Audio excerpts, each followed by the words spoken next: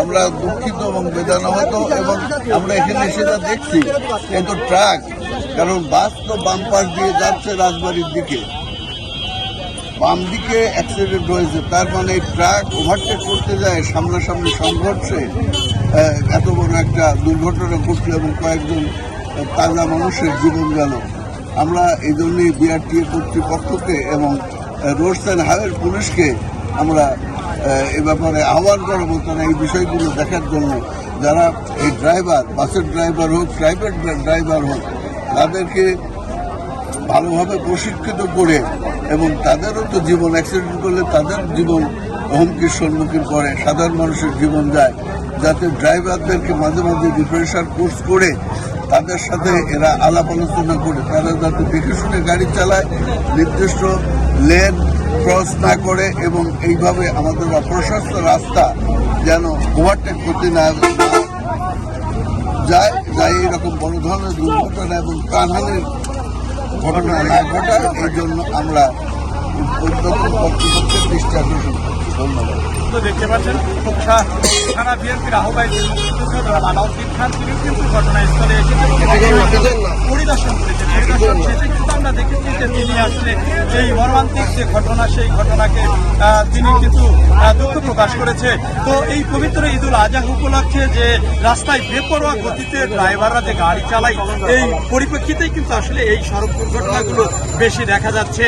তো বিস্তারিত আমরা সরাসরি এই খোকসার পাইকপাড়া মির্জাপুর যে স্থানে ঘটনাটি ঘটেছে, এই সড়ক দুর্ঘটনা, সেটি আমরা সেখানে দেখানোর চেষ্টা করবো। দেখতে পাচ্ছেন এখানে ঘটনার পরে কিন্তু শত শত মানুষ কিন্তু ভিড় করেছে এবং তারা দেখতে এসেছে বিস্তারিত এই মর্মান্তিক ঘটনা এবং যে সড়ক দুর্ঘটনা। সেই সড়ক দুর্ঘটনায় আমরা দেখেছি যে যাত্রীবাহী বাস, সেই বাসটি কুষ্টিয়া থেকে রাজবাড়ির উদ্দেশ্যে যাচ্ছিলেন এবং রাজবাড়ি থেকে ছেড়ে আসা একটি ট্রাক কুষ্টিয়াকে অবস্থায় কিন্তু আমরা দেখেছি এই পাইকপাড়া মির্জাপুর ট্রাক অফিস সংলগ্নে মুখোমুখি সংঘর্ষে বাসটি পল্টন খেয়ে পুকুরের নিচে, অর্থাৎ যে ব্রিজটি রয়েছে ব্রিজের নিচে জমে থাকা পানি অর্থাৎ পুকুরের মতো ডুবে গিয়েছে।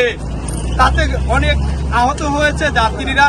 স্থানীয়রা তাদেরকে উদ্ধার করে কক্ষ উপজেলা স্বাস্থ্য কমপ্লেক্সে পাঠিয়েছে এবং সার্বিক সহযোগিতায় ছিলেন খোকসা ফায়ার স্টেশনের কর্মকর্তাবৃন্দ। দর্শক ইতিমধ্যে দেখতে পাচ্ছেন কুষ্টিয়া পাইকপাড়া মির্জাপুর অর্থাৎ ট্রাক অফিস সংলগ্নে হাই রাস্তায় যে ব্রিজটি রয়েছে, খাবার খাচ্ছিলাম, এই অবস্থায় শুনলাম যে কয়টা আওয়াজ হলো, তারপরে শুনলাম অ্যাক্সিডেন্ট। ওইভাবে তো দৌড়ায় এসে যাই হোক আমাদের মির্জাপুর এলাকাবাসী চমৎকার একটা কাজ করতে, সেটা হচ্ছে কারুর আশা করে নাই, নিজের জীবন বাজি রেখে ওই বাসের মধ্যে ঢুকে যায়। যতগুলা লোক ছিল আমার জানা মতো আমরা সবগুলা উদ্ধার করতে সক্ষম হয়েছি ইনশাল্লাহ। আর 5টা বাচ্চা ছিল, 5টা উদ্ধার করতে। একজন পাগল ছিল, সম্ভবত উনি বলতে আমার একটা বাচ্চা আছে, এখন আদেও ঠিক কিনা জানি না, তবে উনি কিন্তু মানসিক রোগী, ওনার পণ্যে টন্যে কোনো কিছু ছিল না। আমরা আমাদের এলাকার ওই চাচাতো বোন টোনের কাছ থেকে কাপড় জীবন নিয়ে ওইগুলা ওনার পড়ায় ভিতরেতে পড়া, তারপরে উদ্ধার করে উপরে হাসে নিয়ে আসার ব্যবস্থা করি। রহমতে কেউ মারা যায়নি আমার জানা মতো। তাও তো অনেকই ছিল, অনেক লোক। আমরা শুনেছি যার হাতটা কেটে গেছে উনি নাকি হাসপাতালে মারা গেছে, এটা আমার জানা নেই। আমি মাত্র ইসলামী আন্দোলন বাংলাদেশ খোকসা থানার পক্ষ থেকে আমরা একটা নিউজ পাই যে পাইকপাড়া মির্জাপুরে একটি সড়ক দুর্ঘটনা হয়। শুনতে পারার সঙ্গে সঙ্গে আমরা ইসলামী আন্দোলন সমস্ত নেতাকর্মী ও স্বেচ্ছাসেবক এসে যানজটকে নিরসন করার চেষ্টা করি। আসলে বাসে থাকা যাত্রী অনেক আহত হয়েছে, তাদের খেদমতের জন্য আমরা ইসলামী আন্দোলন সমস্ত স্বেচ্ছাসেবক ও ইসলামী আন্দোলন সমস্ত নেতাকর্মী এসে যানজট নিরসন করি।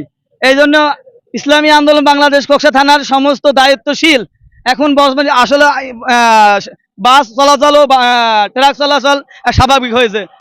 খোকসা পাইকপাড়া মির্জাপুর থেকে মোহাম্মদ হাফিজুল ইসলাম বকুল, বিটিভি নিউজ, খোকসা, কুষ্টিয়া।